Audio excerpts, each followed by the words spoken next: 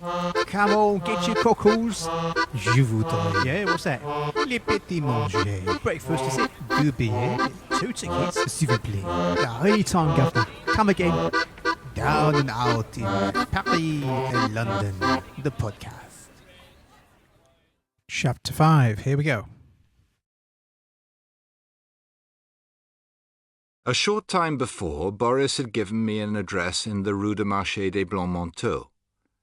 All he had said in his letter was that things were not marching too badly, and I assumed that he was back at the Hotel Scribe, touching his 100 francs a day.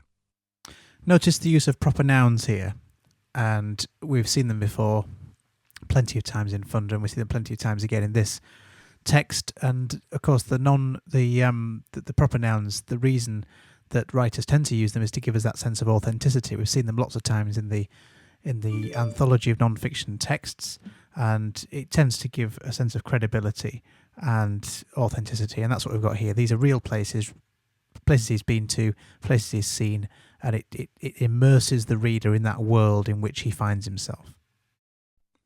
I was full of hope, and wondered why I'd been fool enough not to go to Boris before. I saw myself in a cosy restaurant, with jolly cooks singing love songs as they broke eggs into the pan, and 5 solid meals a day. I even squandered 2 francs 50 on a packet of Gauloise Bleu in anticipation of my wages. In the morning I walked down to the Rue du Marché des Blancs-Manteaux. With a shock, I found it a slummy back street, as bad as my own. Boris's hotel was the dirtiest hotel in the street. From its dark doorway there came out a vile, sour odour, a mixture of slops and synthetic soup. It was bouillon zip, 25 centimes a packet. A misgiving came over me. People who drink bouillon zip are starving, or near it. Could Boris possibly be earning 100 francs a day? A surly patron sitting in the office said to me, yes, the Russian was at home in the attic.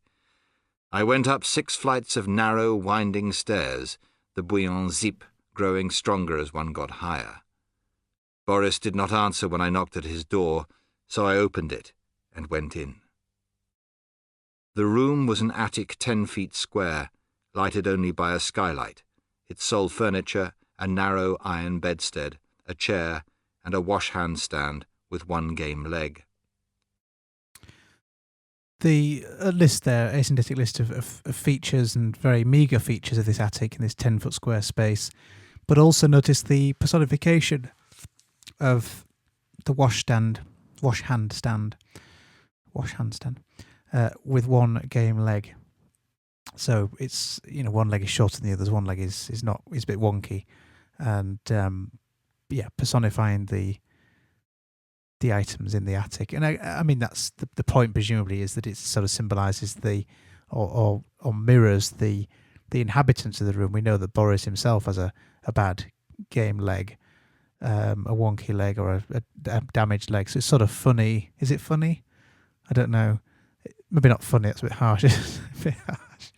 But it's sort of amusing and fitting that even his furniture symbolises him as well. A long S-shaped chain of bugs marched slowly across the wall above the bed. More personification there. Even the bugs are marching slowly. It sort of gives them a sense of that the bugs are just as much a part of the attic as he is. And these bugs marching slowly above the bed.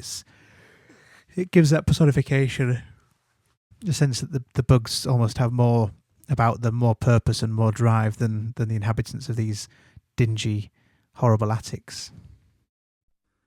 Boris was lying asleep, naked, his large belly making a mound under the grimy sheet. His chest was spotted with insect bites. As I came in, he woke up, rubbed his eyes, and groaned deeply. "Name of Jesus Christ," he exclaimed. "Oh, name of Jesus Christ, my back! Curse it! I believe my back is broken." "What's the matter?" I exclaimed. "My back is broken, that is all. I'll spend the night on the floor. Oh, name of Jesus Christ! If you knew what my back feels like." "My dear Boris, are you ill?" "Not ill, only starving. Yes, starving to death if this goes on much longer. Besides sleeping on the floor, I have lived on 2 francs a day for weeks past. It is fearful. You have come at a bad moment, mon ami." It did not seem much use to ask whether Boris still had his job at the Hotel Scribe. I hurried downstairs and bought a loaf of bread.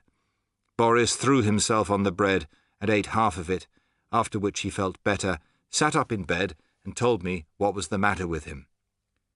He'd failed to get a job after leaving the hospital because he was still very lame, and he had spent all his money and pawned everything, and finally starved for several days. He had slept a week on the quay under the Pont d'Austerlitz, among some empty wine barrels. For the past fortnight he had been living in this room together with a Jew, a mechanic. It appeared, there was some complicated explanation, that the Jew owed Boris 300 francs, and was repaying this by letting him sleep on the floor and allowing him 2 francs a day for food. 2 francs would buy a bowl of coffee and 3 rolls. The Jew went to work at 7 in the mornings, and after that Boris would leave his sleeping place, it was beneath the skylight which let in the rain, and get into the bed. He could not sleep much even there, owing to the bugs, but it rested his back after the floor. It was a great disappointment when I'd come to Boris for help to find him even worse off than myself. I explained that I had only about 60 francs left, and must get a job immediately. By this time, however, Boris had eaten the rest of the bread, and was feeling cheerful and talkative. He said carelessly, "Good heavens, what are you worrying about? 60 francs? Why, it's a fortune. Please hand me that shoe, mon ami. I'm going to smash one of those bugs if they come within reach." "But do you think there's any chance of getting a job?" "Chance? It's a certainty. In fact, I have got something already. There is a new Russian restaurant which is to open in a few days in the Rue du Commerce. It is une chose entendue that I am to be maître d'hôtel. I can easily get you a job in the kitchen. 500 francs a month, and your food. Tips, too, if you're lucky." "But in the meantime, I've got to pay my rent before long." "Oh, we shall find something. I've got a few cards up my sleeve. There are people who owe me money. For instance, Paris is full of them. One of them is bound to pay up before long. Then, think of all the women who have been my mistress. A woman never forgets, you know. I have only to ask, and they will help me. Besides, the Jew tells me he is going to steal some magnetos from the garage where he works, and he will pay us 5 francs a day to clean them before he sells them. That alone would keep us. Never worry, mon ami. Nothing is easier to get than money." "Well, let's go out now and look for a job." "Presently, mon ami. We shan't starve, don't you fear. This is only the fortune of war. I've been in a worse hole scores of times. It is only a question of persisting. Remember Fox's maxim, attaque, attaque, attaque." It was midday before Boris decided to get up. All the clothes he now had left were one suit with one shirt, collar and tie, a pair of shoes almost worn out, and a pair of socks, all holes. He had also an overcoat which was to be pawned in the last extremity. He had a suitcase, a wretched 20-franc cardboard thing, but very important, because the patron of the hotel believed that it was full of clothes. Without that, he would probably have turned Boris out of doors. What it actually contained were the medals and photographs, various odds and ends, and huge bundles of love letters. In spite of all this, Boris managed to keep a fairly smart appearance. He shaved without soap and with a razor blade 2 months old, tied his tie so that the holes did not show, and carefully stuffed the soles of his shoes with newspaper. Finally, when he was dressed, he produced an ink bottle and inked the skin of his ankles where it showed through his socks. You would never have thought, when it was finished, that he had recently been sleeping under the Seine bridges. We went to a small café off the Rue de Rivoli, a well-known rendezvous of hotel managers and employees. At the back was a dark, cave-like room where all kinds of hotel workers were sitting, smart young waiters, others not so smart and clearly hungry, fat pink cooks, greasy dishwashers, battered old scrubbing women. the asyndetic list there to tell us the range of people in this cafe, and the kinds of people that work in hotels and in restaurants. And look at the pre-modifiers here: fat pink cooks, greasy dishwashers, battered old scrubbing women. Not very flattering.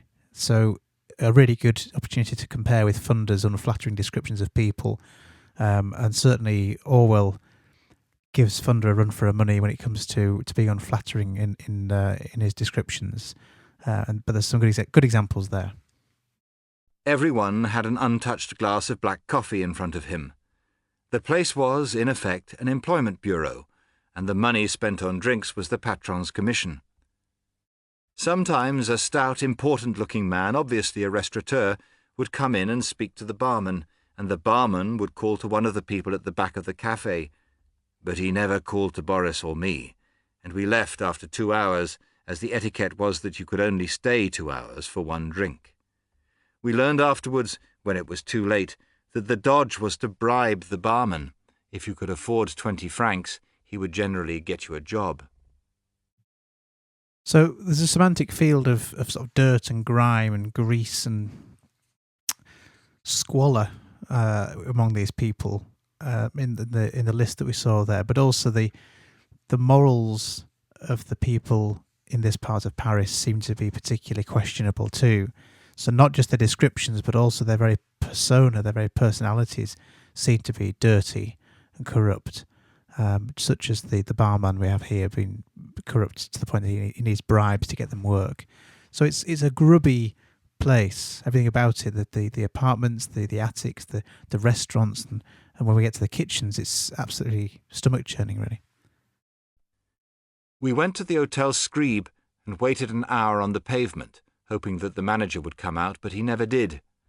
Then we dragged ourselves down to the Rue de Commerce, only to find that the new restaurant, which was being redecorated, was shut up and the patron away. It was now night. We had walked 14 kilometres over pavement, and we were so tired that we had to waste 1 franc 50 on going home by metro. Walking was agony to Boris with his game leg, and his optimism wore thinner and thinner as the day went on. When we got out of the metro at the Place d'Italie, he was in despair. He began to say that it was no use looking for work. There was nothing for it but to try crime. "Sooner rob than starve, mon ami. I've often planned it. A fat, rich American, some dark corner down Montparnasse way, a cobblestone in a stocking, bang! And then you go through his pockets and bolt. It is feasible, do you not think? I would not flinch. I've been a soldier, remember." He decided against the plan in the end, because we were both foreigners and easily recognized. When we had got back to my room, we spent another 1 franc 50 on bread and chocolate. Boris devoured his share, and at once cheered up, like magic. Food seemed to act on his system as rapidly as a cocktail. He took out a pencil and began making a list of the people who would probably give us jobs. There were dozens of them, he said. "Tomorrow we shall find something, mon ami. I know it in my bones. The luck always changes. Besides, we both have brains. A man with brains can't starve." "What things a man can do with brains will make money out of anything. I had a friend once, a Pole, a real man of genius." I'll just pause in there before we get into this anecdote. There's anadiplosis there of brains. So what things a man can do. What things a man can do with brains, as he said. Brains will make money out of anything. So anadiplosis there of the two words back to back, brains, separated by the exclamation mark. And we have it repeated a few times in that last section there. We both have brains. A man with brains can't starve. Not much to say about it because obviously not Orwell's choice and use of language there. It's Boris's, but it's anadiplosis all the same. And well worth spotting while we're on the journey. And what do you think he used to do? He would buy a gold ring and pawn it for 15 francs. Then, you know how carelessly the clocks fill up the tickets. Where the clock had written "en or," he would add a diamant, and he would change 15 francs to 15,000. Neat, eh? Then, you see, He could borrow 1,000 francs on the security of the ticket. That is what I mean by brains. So there's an irony here, isn't there, in the sort of madcap scheme and sort of brainless scheme, it would seem, that he's talking about here. So this repetition and anaphora of the word brains, symbolising intelligence, which is another. I mean, that's a metaphor, isn't it? Really, you could even argue it's synecdoche because it's the brain itself represents something much larger, represents the intelligence, the intellect. But actually, here, what's been devised is not clever. It's risky and ludicrous. So there's an irony as well that he's glorifying these brilliant schemes, which actually are very risky and stupid schemes. For the rest of the evening, Boris was in a hopeful mood, talking of the times we should have together when we were waiters together at Nice or Biarritz, with smart rooms and enough money to set up mistresses. He was too tired to walk the 3 kilometres back to his hotel, and slept the night on the floor of my room, with his coat rolled round his shoes for a pillow. Bit of bathos there to end the chapter with, and we would expect nothing less, really, would we, from a middle class British writer like Orwell, to have that sort of sense of bathos at the end of chapters, and we have that here. So there's the optimism, the hopeful mood, all the things that they imagine having as waiters in Nice or Biarritz, the south coast of France, with smart rooms and enough money to set up mistresses, these sort of fantasies they're having, and then actually the reality is on the floor in a room with your coat rolled up for a pillow. So there's that sort of tragic bathos and pathos at the same time, which is always nice if you can have bathos and pathos. So that's it for chapter 5, and then we're into chapter 6 next, where we get a bit more narrative progression, because it's been a bit slow so far, but we get into the sort of the nitty-gritty, the cut and thrust of the work that they get into. Okay, so see you next for chapter 6.